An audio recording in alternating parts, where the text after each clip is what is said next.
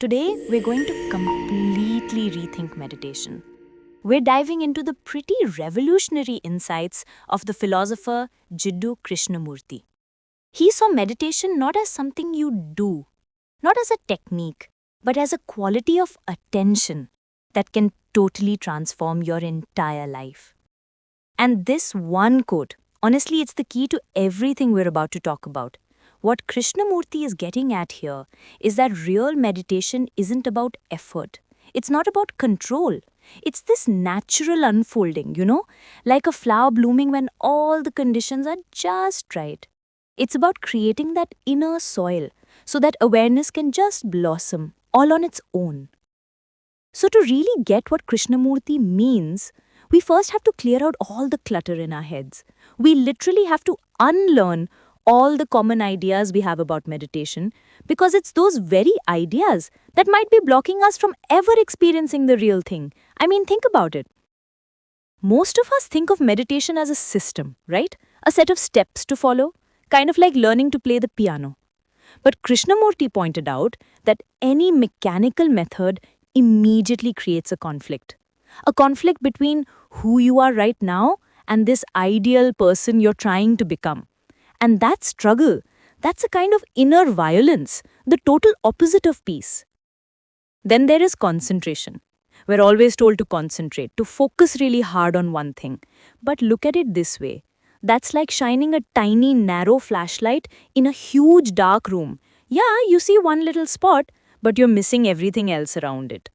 Krishnamurti's idea of attention is totally different. It's more like the sun. It just lights up the whole room at once, with no effort, no exclusion. And what about visualizing? Peaceful beaches or golden light.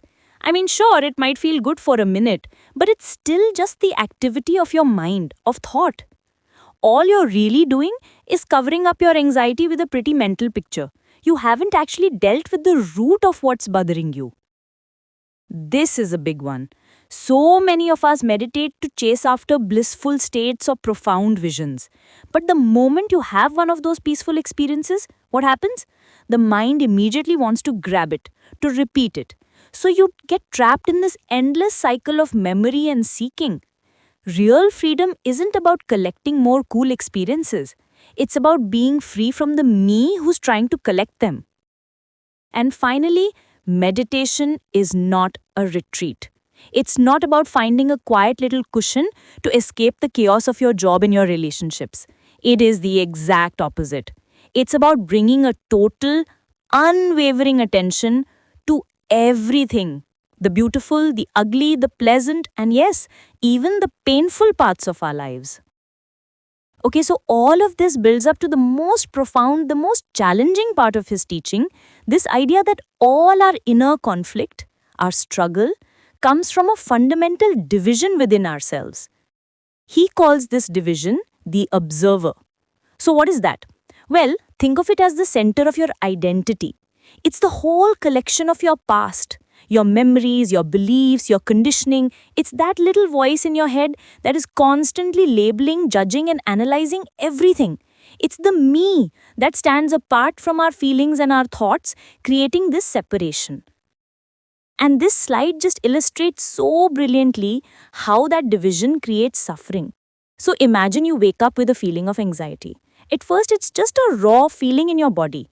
But then the observer steps in. It names it anxiety. And then almost instantly it judges it. I shouldn't be feeling this way. And right there, in that split second, the battle begins. You are now at war with your own experience. But what if the observer is just not there? What if there is only observation? Think about being stuck in a traffic jam. Normally, the observer is screaming, "This is terrible, I'm going to be late."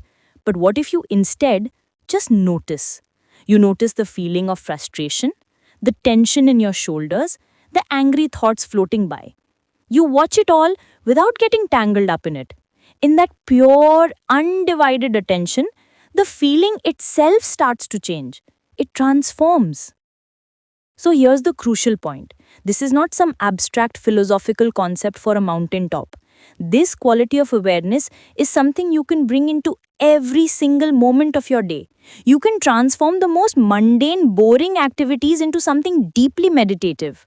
Think about making your morning coffee. Usually, our minds are a million miles away, right? We're already planning our day, worrying about a meeting. But what if you brought your total attention to it?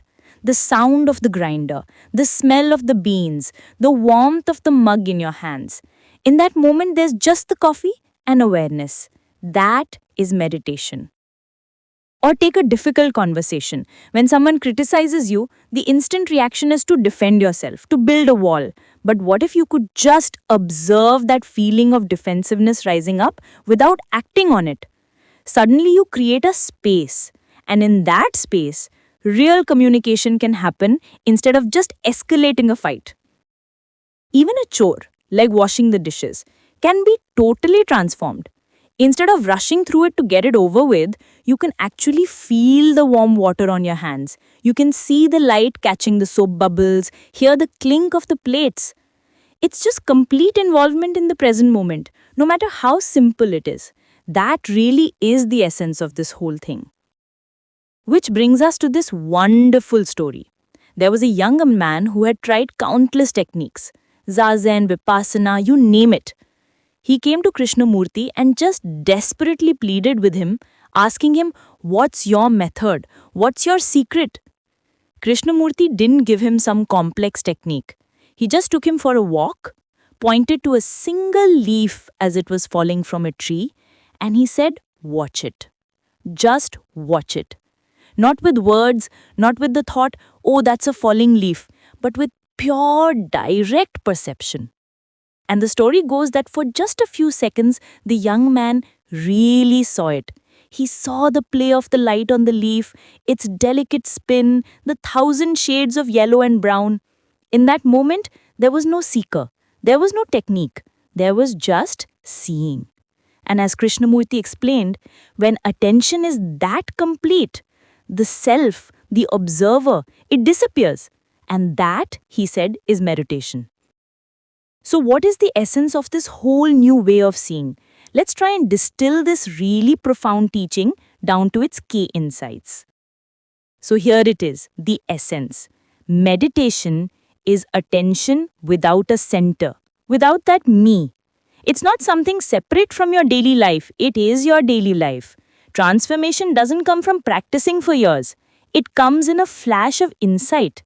It's a choiceless awareness of what is, just seeing things as they are. And ultimately, it is the ending of that division, the ending of the observer.